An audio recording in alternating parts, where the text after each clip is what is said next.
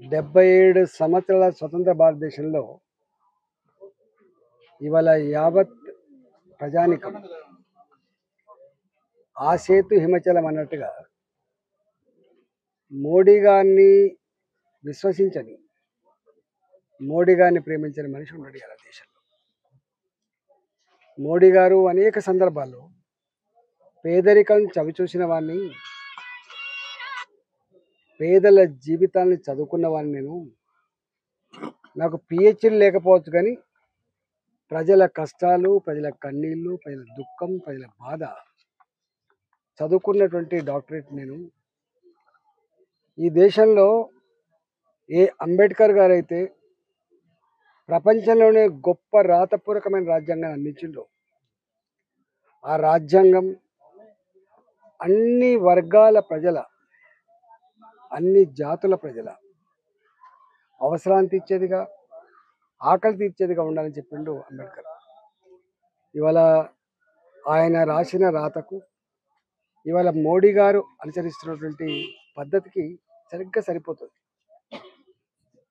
మోడీ గారు దేశ ప్రధానమంత్రిగా ఉండి వారు నిత్యం పేద ప్రజల కోసం కావచ్చు, రైతాంగం కోసం కావచ్చు, నిరుద్యోగ యువత కోసం కావచ్చు, గ్రామీణ ప్రాంతాల్లో 70 సంవత్సరాల తర్వాత కూడా కనీసం టాయిలెట్ లేకుండా రోడ్ల పక్కకు లోటలు పట్టుకొని పోయేటువంటి నీచమైన పద్ధతి కావచ్చు, ఇవాళ మహిళల ఆత్మగౌరవం పెంచాలని చెప్పి ఇంటింటి టాయిలెట్ పట్టించే పద్ధతి కావచ్చు, ఇట్లా ఆలోచించుకుంటూ ఇవాళ పేదల యొక్క జీవితాలని, పేదల యొక్క దుఃఖాన్ని ఇట్లా రూపుమాపాలని ప్రయత్నం చేసిన వ్యక్తి పైన గతంలో కేసీఆర్ గారు కూడా అధికారం రాగానే కళ్ళు రెత్తికెక్కి మోడీ ఏంది, గీడి ఏంది అని చెప్పి మాట్లాడిండ్రు. మోడీ ఏం ముఖం పెట్టుకొని తెలంగాణకు వస్తారని చెప్పి మాట్లాడిండ్రు.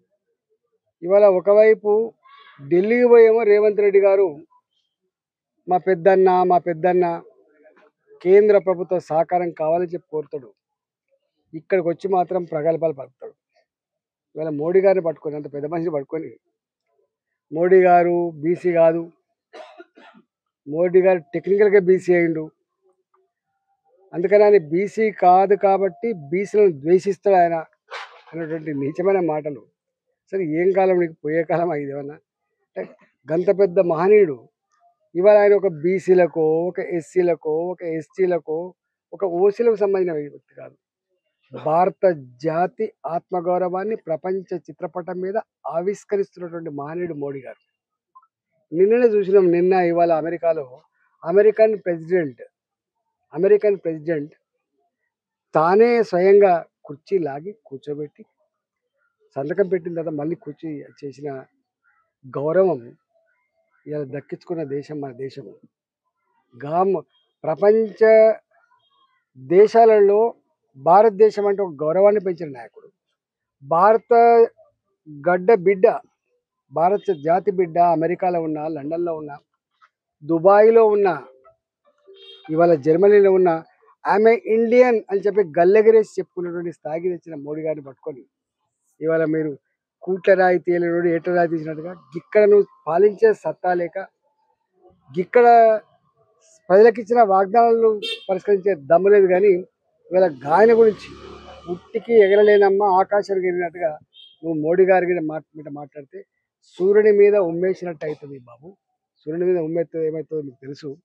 ఇవాళ అందుకనే అలాంటి జాతికి వెళ్తునిచ్చే, దేశ ప్రజల ఆత్మగౌరవం పెంచే, భారత ప్రజల సమస్యలు పరిష్కరించే, ఇలా స్వార్థం లేకుండా దేశ ప్రజలే 140 కోట్ల మంది ప్రజలే నా కుటుంబ సభ్యులని చెప్పి భావించి దేశం కోసం అంకితమైనటువంటి మోడీ గారి గురించి ఇవాళ ఇట్లాంటి చిల్లర మాటలు, ఇలాంటి చిన్న కురుస మాటలు మాట్లాడి గతంలో వాళ్ళకి ఏం ప్రజలు ఎట్లా తిరస్కరించారో అలాంటి పరిస్థితి తెచ్చుకోవద్దని చెప్పి కోరుతా ఉన్నాం.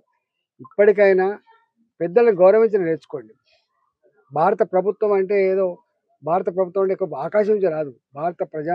ప్రజల యొక్క రక్త మాంసాల మీద కట్టబడ్డ పనుల డబ్బుతో ఇలా మోడీ గారు డెవలప్ చేస్తుందని చెప్పి ఎప్పుడు అంటూ ఉంటాడు. నేను చేస్తున్నా అని చెప్పి మోడీ గారు ఎప్పుడు అన్నారు? ప్రభుత్వం చేస్తుందని చెప్తాడు. వీళ్ళలాగా నేను చేస్తున్నా ఇక్కడ అడగరు. అధికారం వస్తే నేను సేవకునని చెప్పినోడు మోడీ గారు. అధికారం రాగానే అహంకారం కళ్ళు నెత్తికెక్కి ఇక ఏ ప్రజలైతే నీకు అధికారం ఇచ్చినా వాళ్ళ ఇల్లు కూలగొడతా, వాళ్ళ గుడిసెలు కూలగొడతా, వాళ్ళ మీదే కేసులు పెడతా అని చెప్పేటువంటి మోడీ గారు కాదు. అందుకని మోడీ గారితో గోక్కోవడం అంటే ధర్మంతో గోక్కున్నట్టు. మోడీ గారితో గోక్కోవడం అంటే పేద ప్రజల బతుకులతో గోక్కున్నట్టు. ఆ విషయం మర్చిపోద్దని చెప్పి రేవంత్ రెడ్డి మేము సూచన చేస్తా ఉన్నాం. చేసుకో వట్టిగా ఆ క్షణానికి నలుగురు సపోర్ట్ కొట్టడానికి కోసమే మాట్లాడడం అయితే ఆ సపోర్ట్ కొడతారు. కానీ తర్వాత దాని పర్యవసానం ఏందో గత ప్రభుత్వానికి అర్థమైంది. నీకు కూడా అర్థమైందని చెప్పి హెచ్చరిస్తున్నాను.